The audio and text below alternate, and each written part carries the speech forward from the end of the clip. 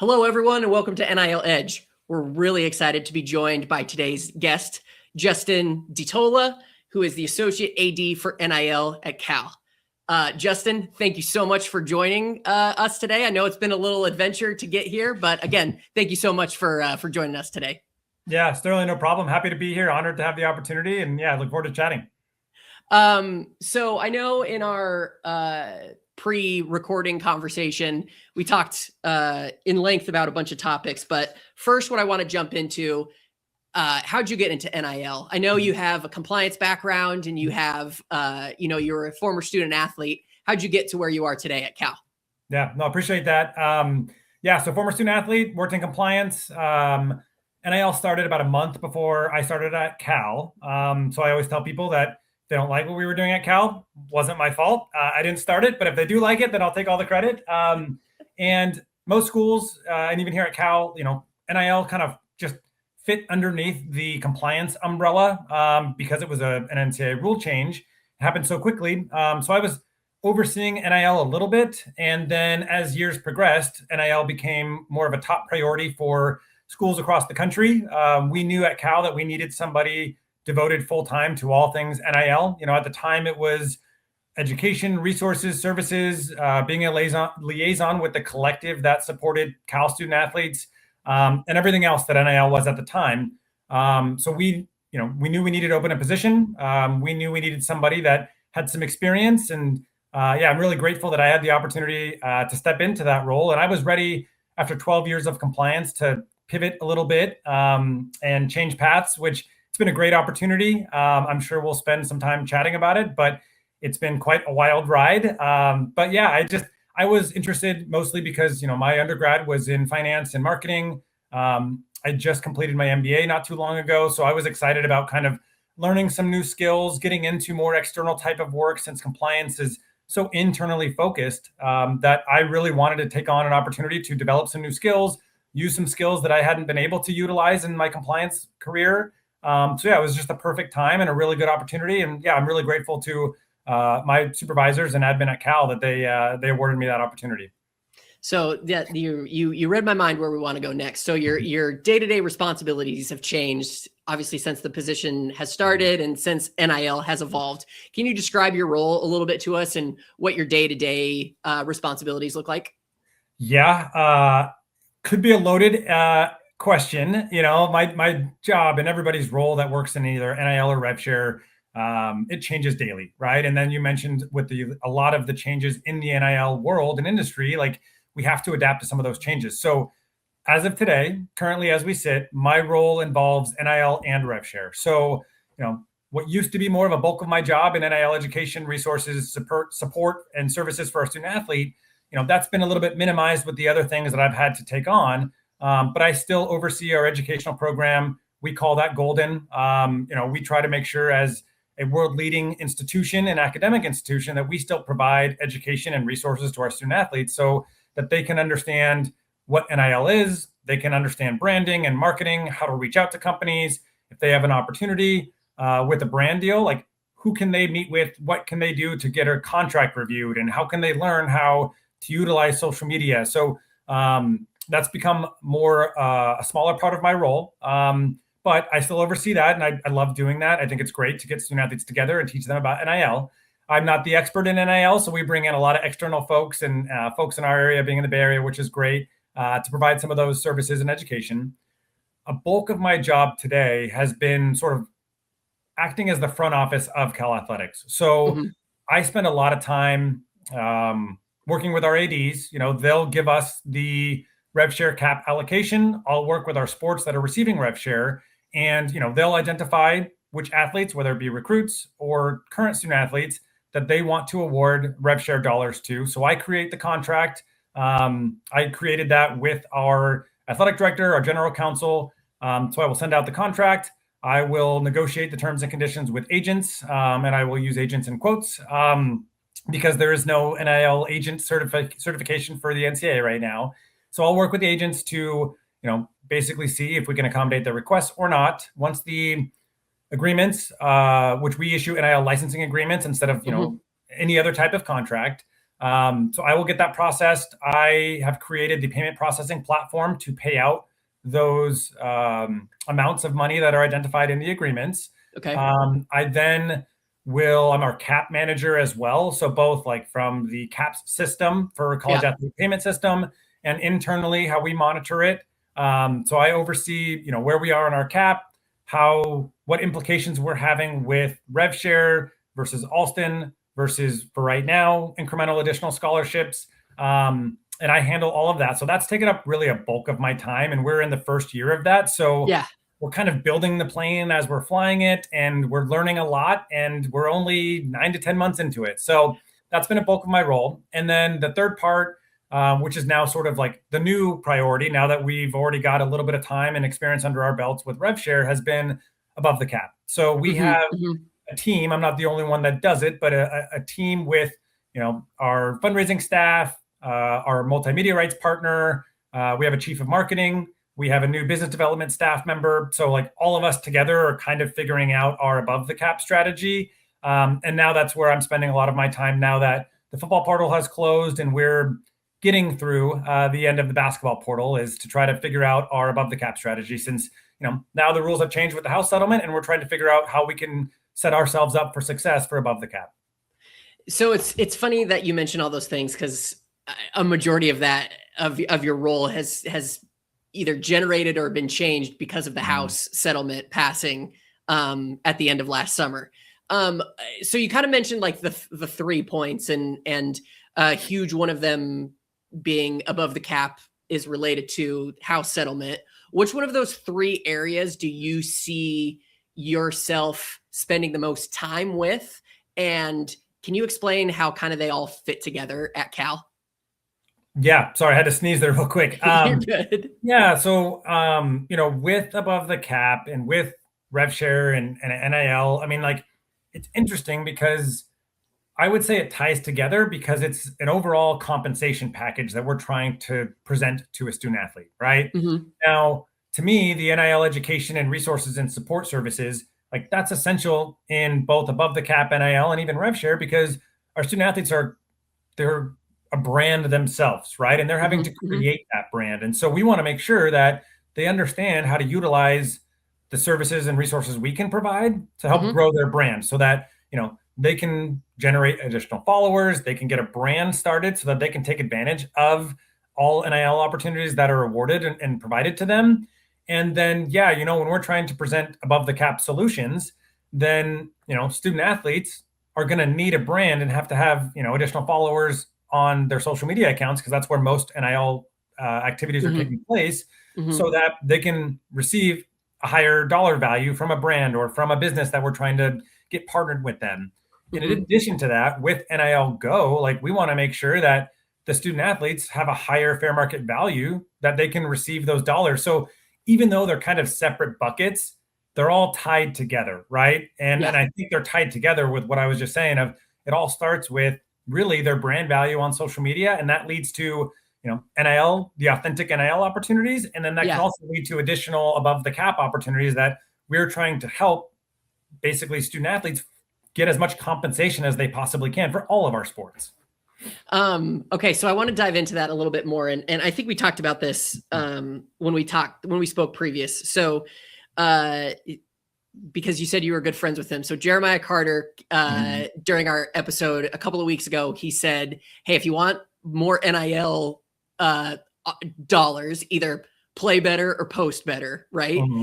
How, and I want to tie this into the education factor. So you said that a lot of the responsibility of educating student athletes on NIL opportunities falls into you, and you guys bring, external sources in. Like, what does that look like? Is that one-on-one visits with you in your office? Is that like a class that they take each semester? Is it like a sit down before each semester starts with you, or I'm sorry, before each season starts with you and a team? What does that look like at Cal? Yeah, no, it's a great question. And I mean, Jeremiah's great. So hopefully our conversation can somewhat live up to what Jeremiah, the expectations he set. But so education for us, I try to meet with every team. We have 30 teams, so that can be difficult leading up to the first day of classes within the first few weeks. So I try to meet half hour with every team, kind of talk through some basics. Of course, I have to talk about some of the guidelines of whether or not they can use our logos and IP, whether or not, they can, what the disclosure process looks like, whether or not they can use, on-campus facilities and venues. So I kind of try to bring the basics in that meeting and try to really get athletes excited about NIL. I'm available to our student athletes for one-on-one advising. I really cover the basics. And then from there, we try to bring other experts that we've partnered with to either have like an NIL course or set them up with, former student athletes that work in the marketing and branding space who can really get into the specifics on, okay, what are the specifics of my brand? How can I create a brand package? How can I, post more and post better?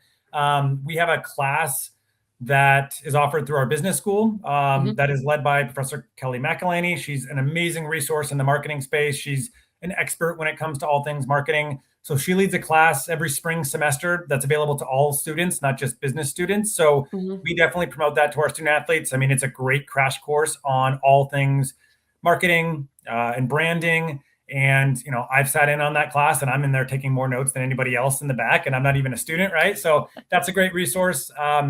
We've hosted speaker sessions with sort of like, open to all of our student athletes.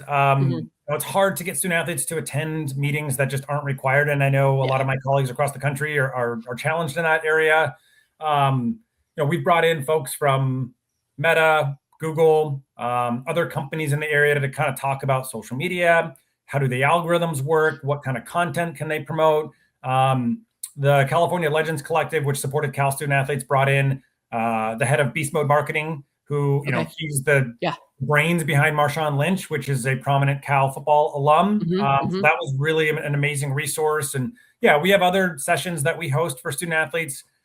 We've also brought in certain marketing agencies and brand experts to do sort of hour crash courses with either teams or those athletes that have expressed interest in NIL to, learn as much as possible on branding.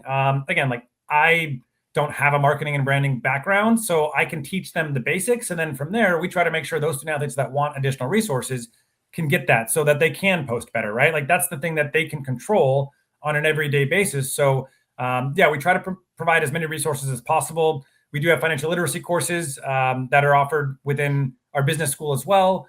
And then, from there, like if student athletes are interested, we try to partner them with our former student athletes, like I kind of mentioned earlier. So we try to continue to grow in the education space. I mean, it's challenging because I'm only one person and I oversee kind of all of those things. But I think we're doing a pretty good job.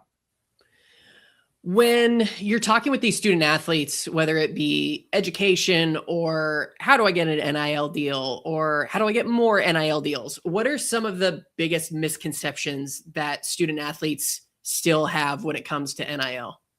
It's a great question. I think the top two things I always see, like student athletes think it's so easy. Like, oh, I can just post something and I'll receive a couple $1,000s, right? It's like, well, you got to build up to that, right?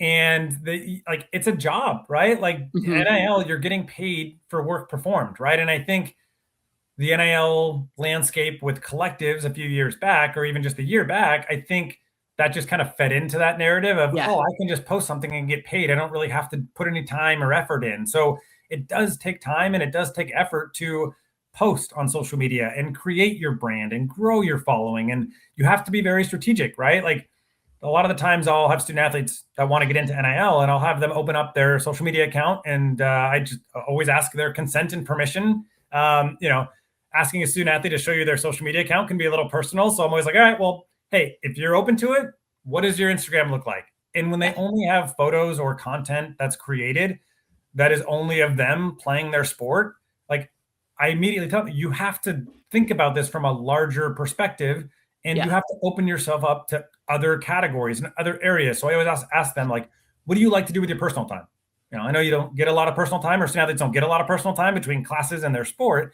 So I always like to ask what their hobbies are, what they feel comfortable posting about. Like, I always tell them, like, you're posting to the world, so you have to make sure you're comfortable with what information is getting out there. And they don't understand that it does take time, right? And it does take effort, and you have to work for it. I think the other thing is that student athletes, it depends on the sport, right? Like Olympic sports versus your revenue generating sports in football and basketball, it looks a little bit different, right? Like your Olympic sports, like they're going to have to start small. And then, a lot of the times they think they can just earn cash, where a lot of times you have to start out doing brand partnerships where you're getting product first, right? And so you have to grow. You can't just flip the switch and all of a sudden start getting these amazing dream brands that you've always wanted to work with. Like you have to start small and then build up to it. So yeah, I think the overall answer is like you have to start somewhere and put the work in. And then over time, as you start to receive more success and you start to enter into more deals, then you can get into maybe higher compensation categories and working with brands that you use on a daily basis or are more regional and national brands than local community brands.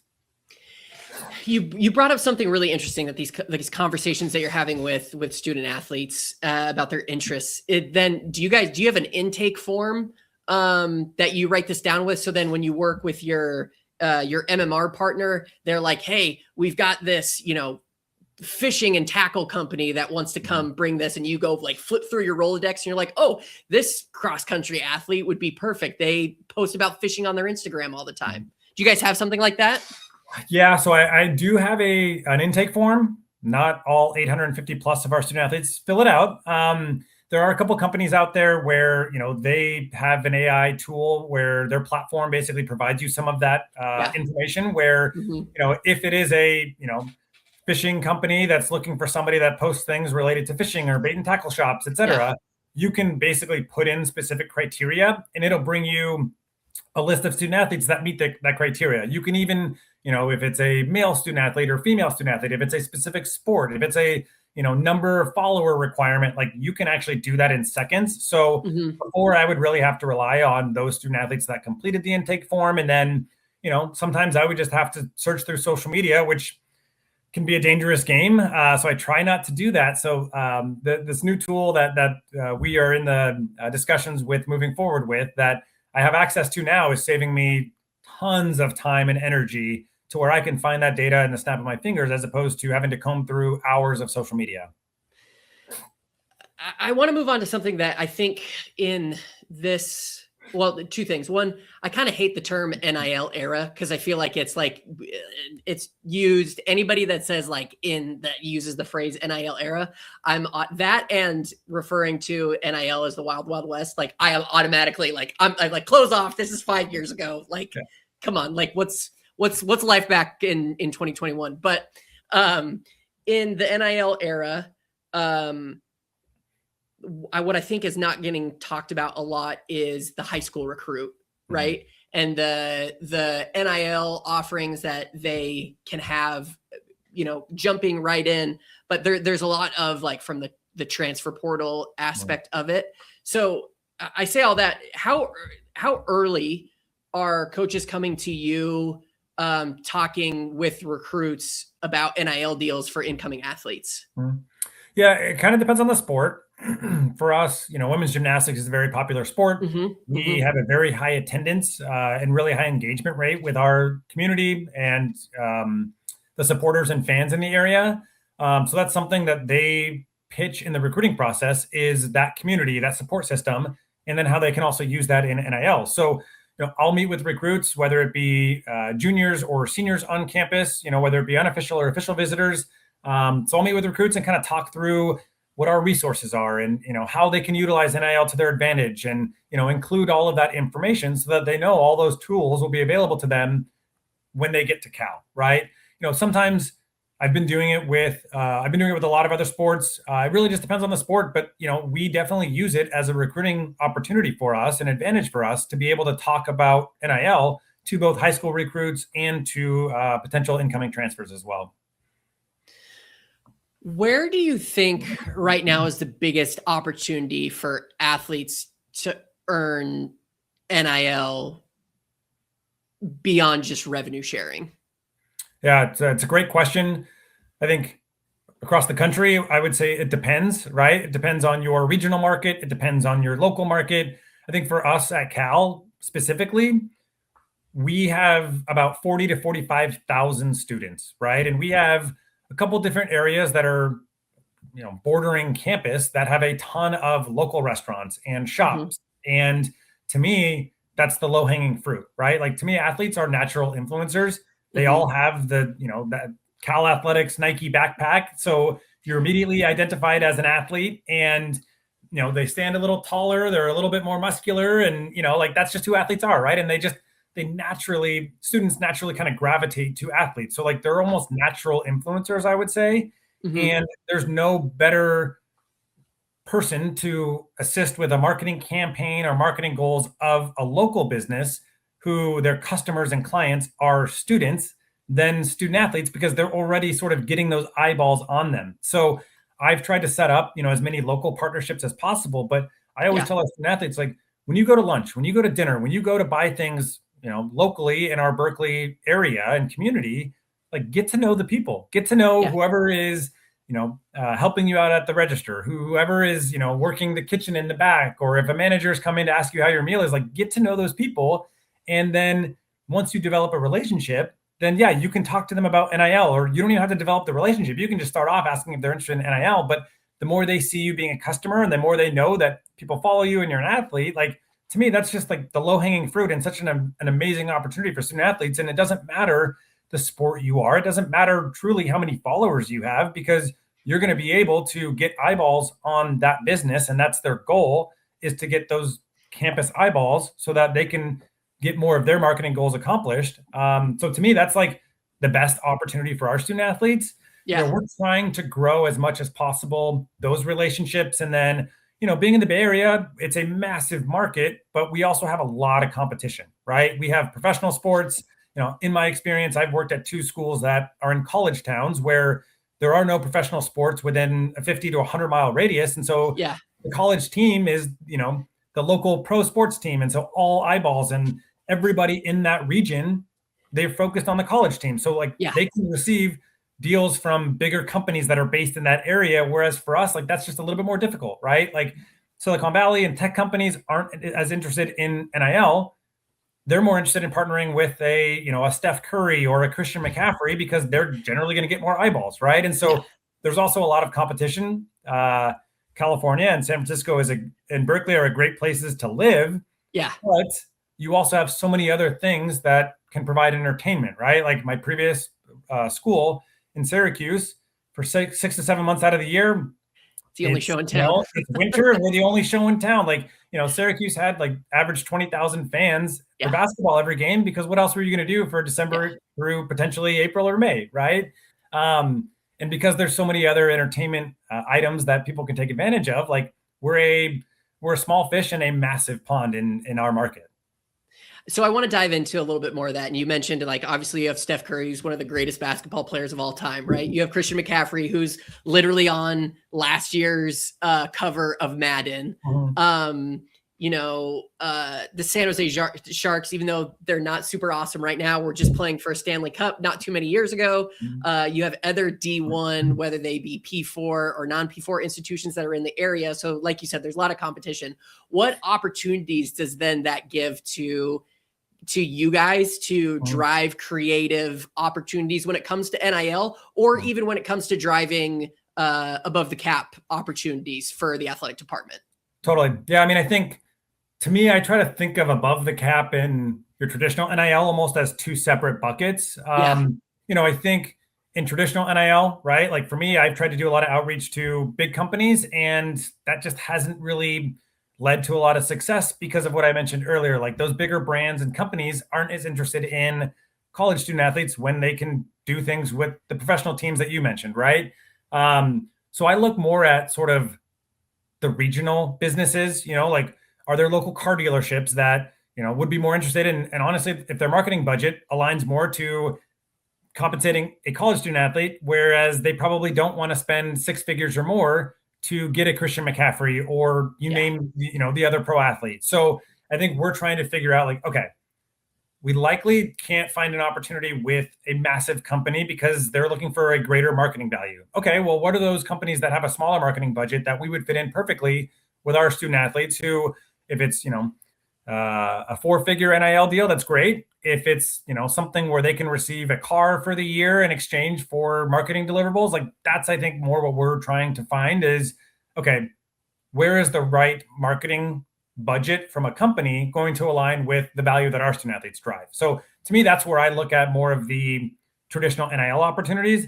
And then above the cap, I think every school across the country is trying to figure out, okay, who do we know that, whether it's a donor or supporter, that works at these massive companies that we can get into the room and we can have a good conversation, educate them about why it's so important for them for us to get their support, to where A, it's going to accomplish their marketing goals, and B, it's also going to impact and hit on sort of their emotions and values, because they want to support Cal and they want to see us win games and be successful.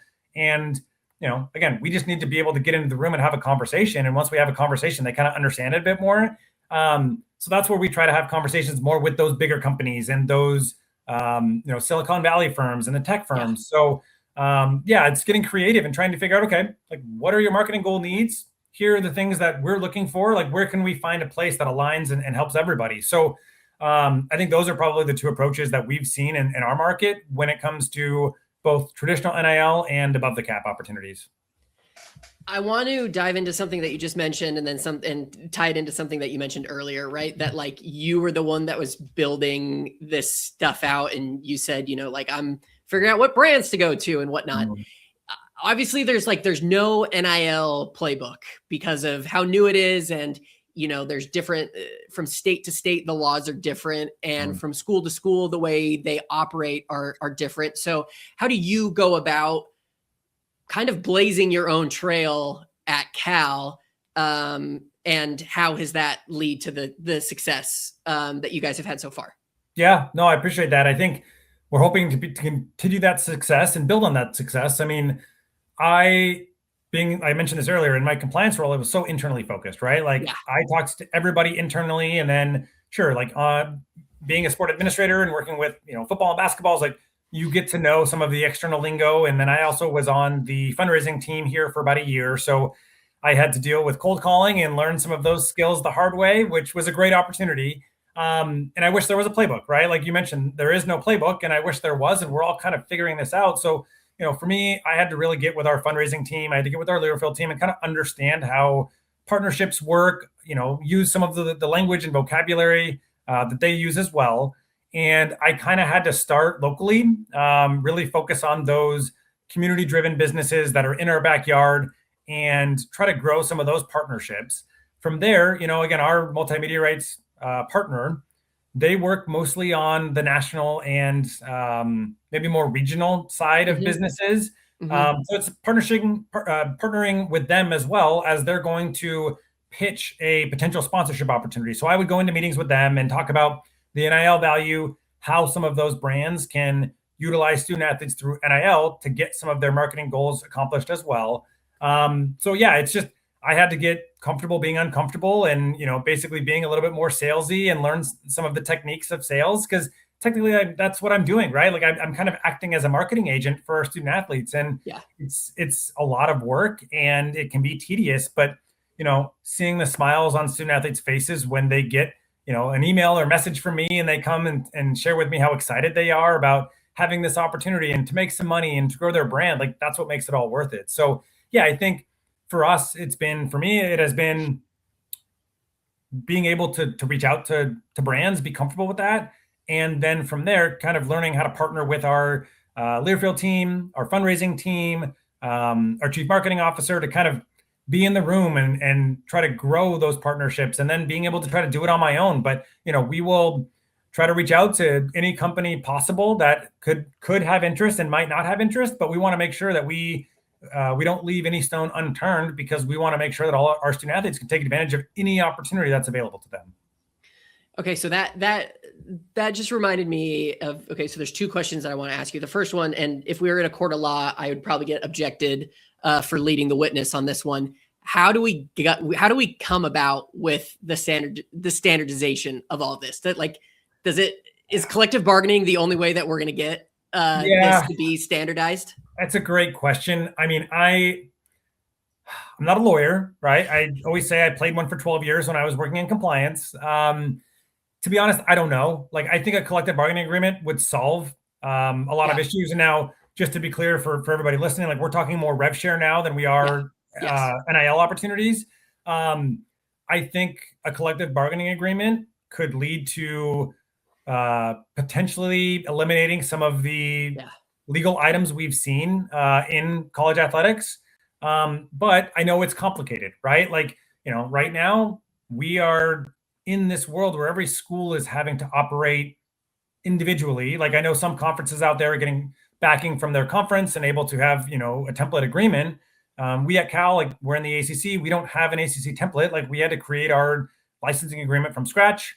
We had to kind of figure it out as we go. And that's been challenging. It's been fun. It's been creative, but it leads to, I think, for me, a desire to have some standardization around a template and how we do things, because I mentioned earlier, I negotiate our agreements with agents and they're seeing our agreements for the very first time, right? So they don't really understand the meaning and intent behind the language we're using in our agreements. And a lot of times they'll ask for a lot of revisions. And once I have a phone call and explain, like, hey, here's, oh, okay, we're good. We just never seen this before, right? So I think having some standardization would simplify a lot of the things that we're doing. But as you mentioned, each state has its own laws that are on NIL that can potentially complicate, a collective bargaining agreement, or how we do things at Cal versus a school in a different state. And then each school, they have their own value system. They have their own way of operating and doing things where, at Cal, we're probably more of a risk-averse institution, whereas a school in a different state, and I won't name a region or a conference, but like, they might be more willing to take on risk and do things that our general counsel isn't comfortable with, right? And at the end of the day, we have to operate in alignment with our value system here at Cal. And that's not just athletics, right? Like, that's our chancellor, that's our faculty, that's our community. So we have to make sure that we are staying true to who we are, but then we also have the stresses and pressures of NIL and competition and, winning, right? And so it's trying to figure out, okay, how can we fit this square peg into this round hole while still adhering to who we are as Cal? And so my last question, based on 2 questions ago, you mentioned that you wanted to like make sure that there was no stone left unturned. Was there like, is there one stone that you did flip over locally that you're like, oh, there's no way that they're going to want to engage with us? Like they're the farthest thing from an NIL opportunity. And then you talk to them, they're like, yes, we were wishing that you would call us. Do you have an opportunity or an example that you can share with us?